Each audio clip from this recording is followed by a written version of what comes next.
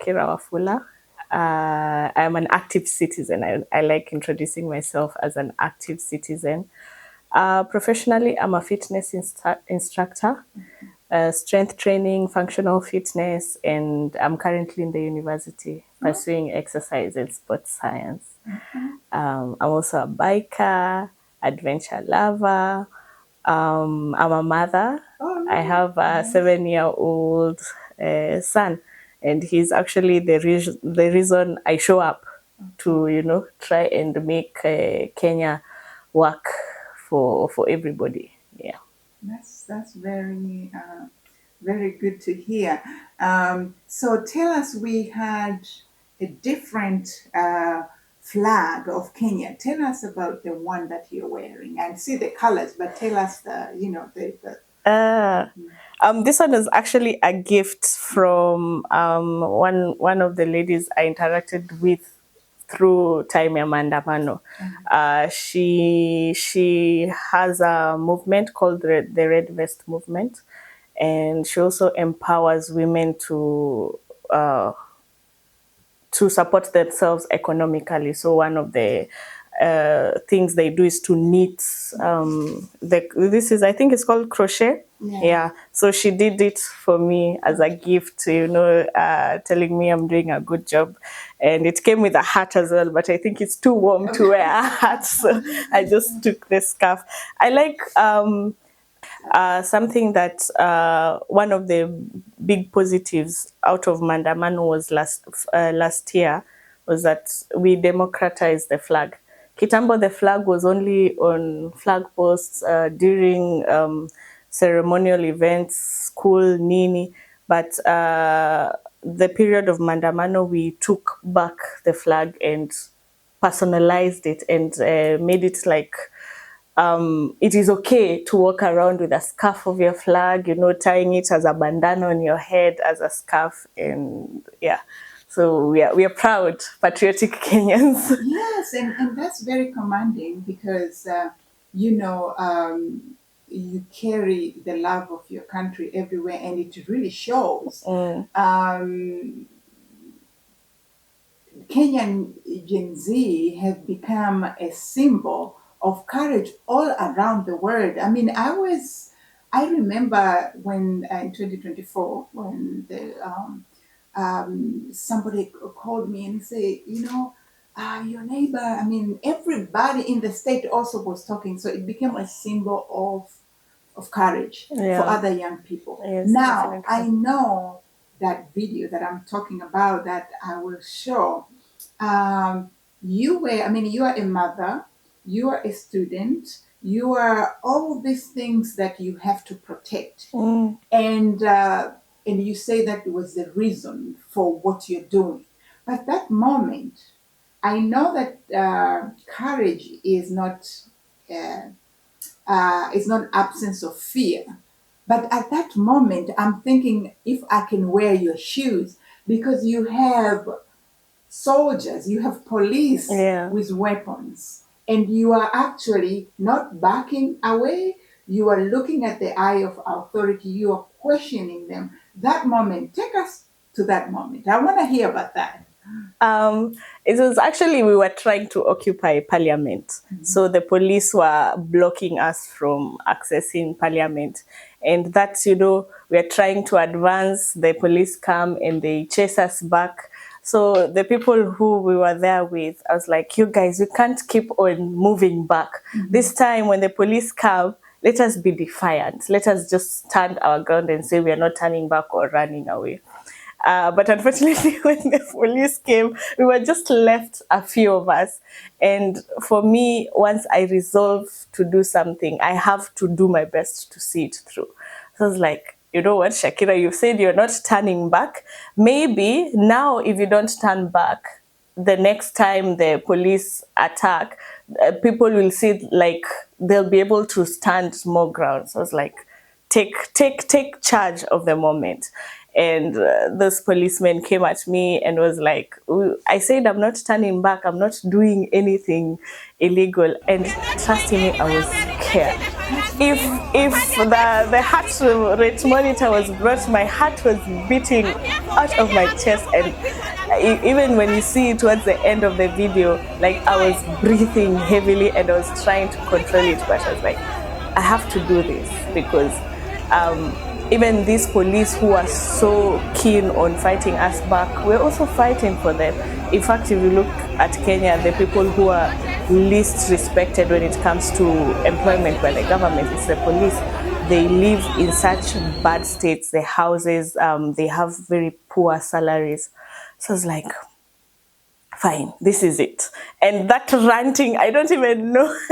I came to know the words I said from watching the video. Because I wanted to ask you, what were you telling him? I was complaining. I'm not doing anything wrong. Okay. You're telling me to get out of here. What is the illegal thing that I'm doing? And I said, if you don't tell me what is the illegal thing I'm doing, I'm not getting out of here. I'm going to stand here, and if you have to, lift me because I won't move by my own will.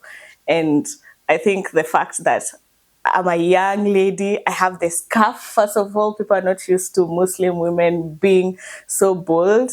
And I was there, the face, eye to eye contact. He was like, what do I do with this woman? That thing that you say, the eye, that you were able to look at the eye of authority, at the eye of terror at that moment, at the eye of, for you to be able to look at him, be able to express yourself despite the shivering, despite the fear inside of you, which at the end actually gain your power. Yes. Because how was that moment when you saw him pulling away and going away? For me, I was relieved because I'm staring at him and I'm like, please do not do what I'm daring you to do, because I actually don't have the physical capability to fight you off. Or if he decided to shoot at me, you can't block guns. So it was more of a psychological warfare. And I think also the fact that people had started gathering around and recording that moment, it was sort of a protection for me. So I was almost sure he can't do anything when so many people are recording. But at the same time, I was like, you have to stick it to the end. Somebody has to lose, and it won't be you. It won't be you. So it was a relief actually for him to turn away, because I was like, whew, I survived this moment. Yeah. That's very, very encouraging to actually, and it's also set the message that, that it was a peaceful demonstration. It was Yes. supposed to be a peaceful demonstration, which is a constitutional right. It's your right Yeah. to express yourself. If you are unhappy about something, you should be able to say it. And I know that there were casualties. There were some casualties. There are some young people who sacrifice their lives, and for you to belong to that moment of change and survive today, to tell your story, but also to so proudly carry your flag, and also say, even for the lives that were lost, we were able to stand up. We were able to hopefully contribute to a change. Do you think you have made a change that you are wishing to have in Kenya? We're not yet, but we are getting there. Actually, until that, because that incident happened on the second day of the protest. So until that moment, nobody had actually lost their lives as a result of the protest. And a lot of us, it didn't even occur to us that people would kill us for standing up for what is right. And unfortunately, that evening is when we learned that the first person, Rex Masai, lost his life. And I think a combination of that video, because it became iconic, and a lot of young women especially were like, if this girl can step out there and proudly call out in injustice and saying Kenyans are suffering under this tax regime you're trying to impose on us, and we do not want it. So what are we doing sitting back at home? So the next protest, a lot more, like almost 10 times the number of people showed up. And I was walking through the streets, a lot of them were like, I saw your video and that's the reason why I'm here. And that was encouraging. So this wokeness that happened as a result of the demonstrations, it is giving us hope as to what is to come for Kenya. And if this generation is the generation that is going to take over leadership and governance in our country, then Kenya is heading towards a good direction. Yeah, what a way to hold your leaders accountable. I'm sure uh, they will think twice on the way they govern, because the Yeah. leaders are put there to protect the citizen, to do common good for the citizen. Yeah. So if leaders can't be hold accountable, then why are they there? Yeah. If they cannot, you are selecting them or you are electing them to do the people's will. Yeah. So it's just right that they listen. They to the listen people. and represent the people. Yeah. So I hope you know, such movement, such courageous people, young people like yourself, have set the standard for East Africa, for the world. I mean, we see movement, we've seen Nepal, we've Yeah. seen. I mean, it's. I don't like cows. I don't like people losing lives on the street because Yeah. they're just demanding their right. Right, But yeah. sometimes it takes moment Yeah. to turn moments. Yeah. And so I'm really applauding you for your courage and for Thank your you. people. But now, last thing maybe I can ask. Tanzanian youth, your neighbors, many people feel like they don't have a voice, or their voice has been taken away from them because, you all are social media generation. The Twitter has been shut down, and there's a restriction on what you should say or you should not say. I believe, regardless which party or which one, should be able still to address issues. Yeah. So what would you tell for a young person like yourself in Tanzania who will watch this and will say, wow, I have all these things. I wish the best for my child. I wish the best for tomorrow. I wish the best. But I feel like I can't express certain things because it will be looked at and provocating, or, Yeah. chaos or something like that. What would you tell a young person in Tanzania? To be honest, this actually I feel applies to all young people. And I think like Kenya set a precedence for other people like Bangladesh, Nepal, Korea, and it was like showing people what we are capable of if we come together and actually agree to speak in one voice. And it doesn't have to be via social media, like you said. Now the platforms are being repressed in Tanzania, but I feel like as a result of Ujamaa, the community aspect in Tanzania is still strong, like how people interact with their neighbors. So we let us be creative in avenues that we can use to express and talk about the issues that we are concerned about. So taking advantage of what is within our disposal, taking advantage of our youthful energy, because we do have a lot of energy. And unfortunately, we also have a lot of time because many of us are unemployed. We do not have access to good education. Those who have access to education, it's quite expensive. They can't afford it. So make use of the youthful energy and time. And it takes sacrifice to, achieve something good. Nothing good comes easy. But if we are able to mobilize and bring people together and speak in one voice in whatever creative avenue you can come up with, then take hold of that and go with it.